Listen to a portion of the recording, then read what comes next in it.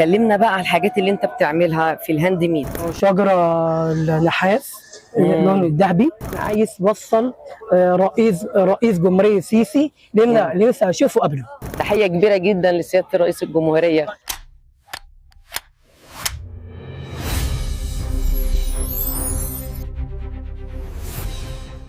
ولسه معاكم مكملين، ومعانا دلوقتي من اطفالنا المميزين جدا، اولادنا ذوي القدرات الخاصه، الشيف طارق المنور الدنيا كلها. منور يا حبيبي. اهلا بيك.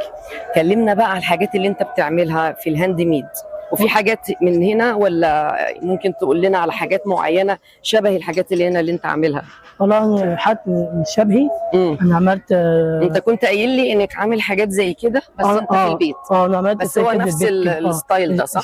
شكلها كده صح. تقدر تقول لنا شكلها او تصميمها ايه؟ انا عملت شجره نحاس. الله، شايفه الوان متناسقه جدا وذوقك جميل. دي عملتها مع دكتور الجلال نحاس. الله، عملتها برضو. ودي ايه؟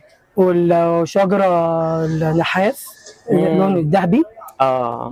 جميل جدا. عملتها هي بالظبط عملتها البيت وشجره ونور سجاد وكوفيات وشغل اشغال، وعملت كل حاجه فيها. ودي اسمها ايه بقى؟ وده شجره الترتر واحمر واخضر. وعملت كل حاجه. انت اللي بتختار الالوان دي يا طارق؟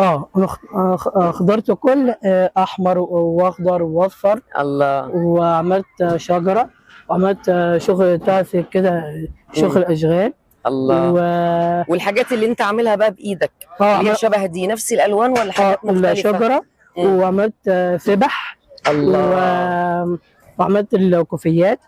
وعملت كل كمان حضرت كل المؤسسه ولادنا والمنطقه مع تحت رعايه دكتور سهير. عملت المنطقه في النادي. عملت حفلات وانشطه وورش عمل وكمان انا عملت مسرحيه مع حجاج عظيم. مسرت برضه. ماما سهير عامله معاكم شغل كبير جدا وجهود كبيره ما شاء الله عليها. طبعا. يعني بجد تحيه كبيره جدا لاولادنا، ان انت بس حضرتك مش علمتيهم، ده انت كمان علمتيهم اكبر من اي صنعه في الحياه. انت علمتيهم يعني ايه حب، يعني ايه يحبوا، وده اهم من اي صنعه في الحياه. وطبعا على المجهودات الكبيره اللي حضرتك عملتيها، فبجد احنا بنشكرك. ومش بس اولادنا، احنا كلنا بنعشقك يا ماما سهير. ربنا يديكي طول العمر ويخليكي لينا، ودايما تبقي في تقدم وازدهار، وتدي دايما، ما تحرمناش من عطائك ابدا ابدا يا ست الكل. تقول لها ايه كلمه حب؟ انا بحب دكتور سهير. انا احبها جميله ومحترمه ودكتور جه هنا واقف معانا وشيف سلوى. وطبعا انا حضرت كل المنطقه. عملت واتشات وشوكولاته وعملت طبق مكرونه. وعملت انا رحت مسابقه الشيف الذهبي. حضرت في اسكندريه فندق هيلتون. انا حضرت عملت طبق سلطه فواكه بالجبنه. ده انت شيف عظيم بقى. عملت انت بدات رحلتك يا طارق من امتى؟ والله انا عملت امتى ملتقى ودكتور سهير وشيف سلوى ما شاء الله وشيف امل. قصدي كان عندك كام سنه لما بدات تتعلم؟ معلم 10 سنين يا حبيبي. ده عمر بقى. طبعا. عشرة عمر مع ماما سهير. طبعا. ماما سهير